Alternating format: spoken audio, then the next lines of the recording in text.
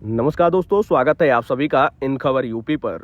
उत्तर प्रदेश के सरकारी शिक्षकों और राजधानी लखनऊ के निवासियों के लिए मंगलवार का दिन राहत लेकर आया।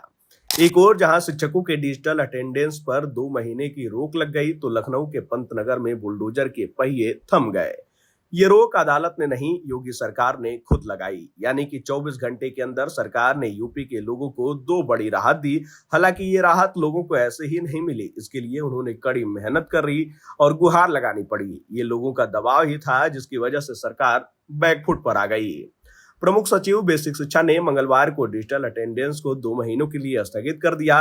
इस दौरान एक समिति का गठन किया जाएगा जो शिक्षकों के मुद्दों को समझेगा। सरकार ने ये कदम शिक्षकों के भारी विरोध के बाद उठाया है। शिक्षक योगी सरकार के डिजिटल अटेंडेंस के फैसले का शुरू से विरोध कर रहे थे। शिक्षकों ने कहा कि उनको ऑनलाइन हाजिरी लगाने में किसी प्रकार की कोई दिक्कत नहीं है। उनका कहना है कि स्कूलों में नेटवर्क नहीं है, रास्ते सही नहीं है। इन सब की समस्याओं को दूर किया जाए, इसके बाद हम ऑनलाइन हाजिरी देने को तैयार हैं। भारी विरोध के बाद सरकार ने शिक्षकों को कुछ छूट दी थी, लेकिन अब उसने अपने फैसले को फिलहाल 2 महीनों के लिए स्थगित कर दिया है। वहीं लखनऊ के कुकरैल नदी के किनारे घरों को चिन्हित किया गया था। नदी के 50 मीटर के दायरे में बने घरों को अवैध बताया गया। कुकरैल रिवर फ्रंट के दायरे में रहीम नगर, खुर्रम नगर, इंद्रप्रस्थ नगर, पंतनगर और अबरार नगर की करीब 1000 मकान हैं। मकानों को चिन्हित कर उन पर लाल निशान लगा दिए गए थे।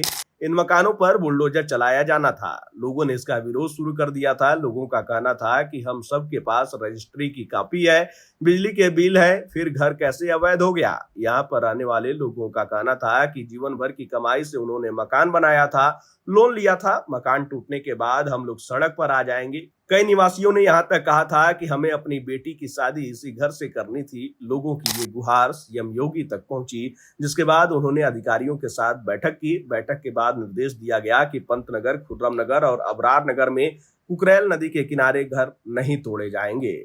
प्रभावित परिवार के लोग मंगलवार को मुख्यमंत्री आवास पहुंचे। मुख्यमंत्री ने स्पष्ट शब्दों में कहा कि पंतनगर हो या इंद्रप्रस्थ नगर, वहां विरासत लोगों की सुरक्षा और शांतिपूर्ण जीवन के लिए राज्य सरकार प्रतिबद्ध है। संबंधित प्रकरण में एनजीटी के आदेशों के क्रम में नदी की फ्लड प्लेन जोन का चिन्हांकन किया गया है।